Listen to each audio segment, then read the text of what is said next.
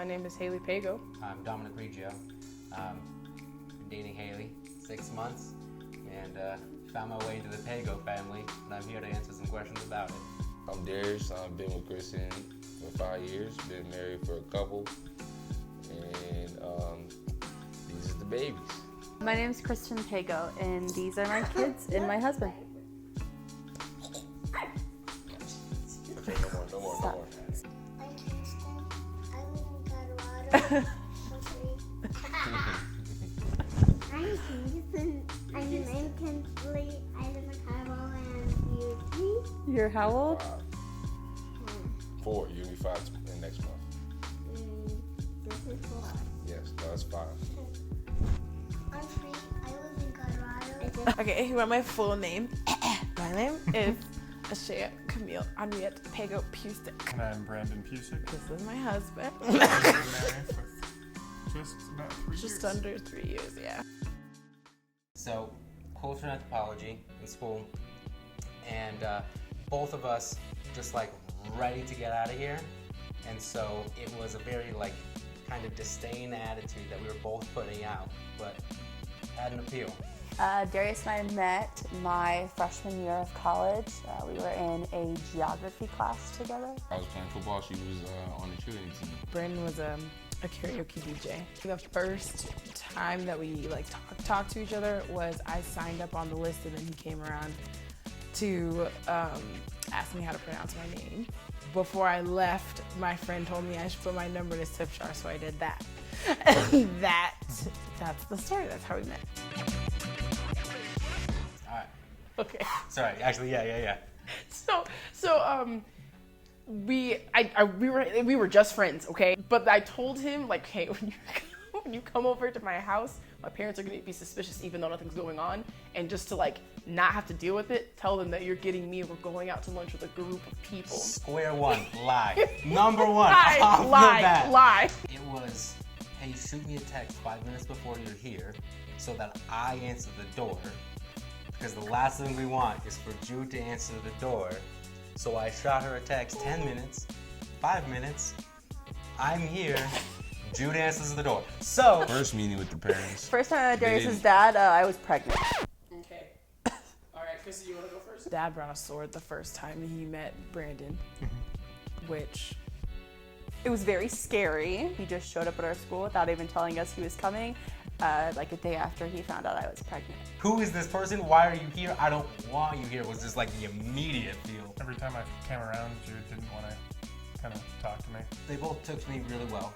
Tracy loved me from the start. Tracy was always nice. I talked to his mom on the phone a few times, and she was a very, very nice lady. It's been good. I knew I had a lot of work to do. And I knew that Darius had talked very highly of his dad, and that like I knew that he was a respectable man, so that I knew it was someone that I was going to just have to like work through the problems with. I was ready for the long road ahead.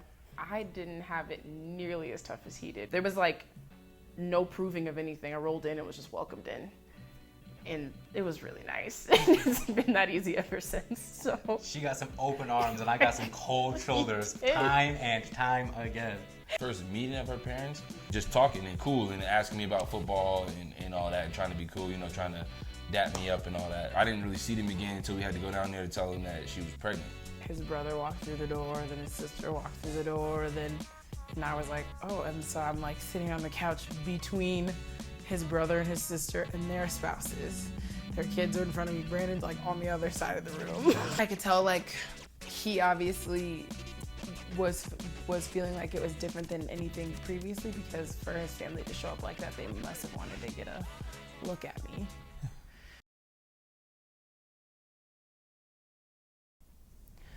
Well, first and foremost, I would say you don't want to date someone who doesn't see color or doesn't see you as a black person. That's not it. There's going to be a certain amount of people that see my decision to marry a white woman as some kind of way to say that my women aren't good enough, or some type of self-hate from within.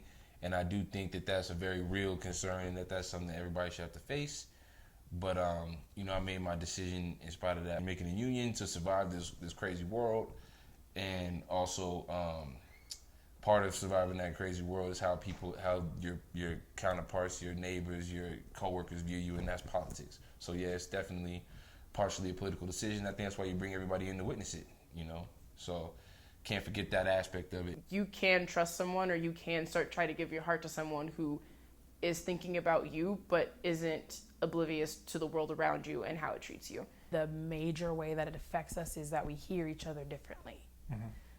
We communicate just a little differently, and we could be saying the same thing, but it hits our ears differently because certain words put a certain way mean certain things to me that they don't mean to him. We've had whole arguments where we're both saying the exact same thing, and when it comes down to it and we finally realize, we're like, why were we even arguing? And I mean, like, that's vice versa for him too. There are things where I'm like, oh, this is what he has to deal with in his environment because of the way that things are. You know, him being a guy, him being not traditional as some dudes out here, not being toxically masculine. All of those things like actually affect him in his everyday life. As I ask him to be aware of my culture and, you know, to understand my hair and to understand, you know, my beauty products and whatever else, and like what to say and what not to say at the cookout, I'm to understand those things about him. I think love is the decision to get over feelings.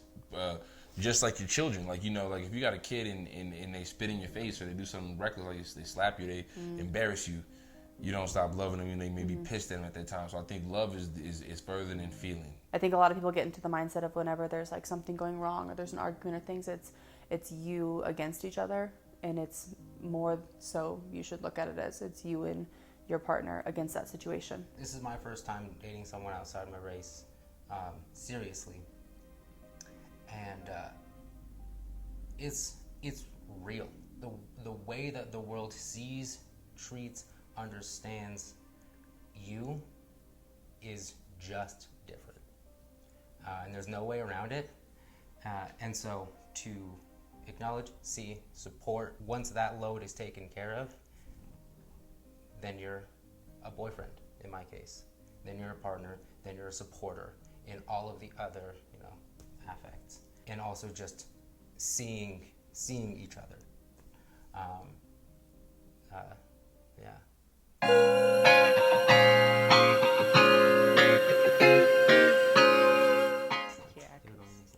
Anyway, thanks.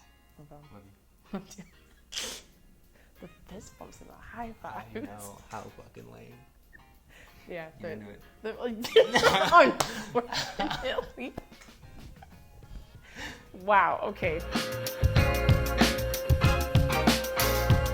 Here, sit back. Sit back. Sit back. It's my turn. Can I have a turn?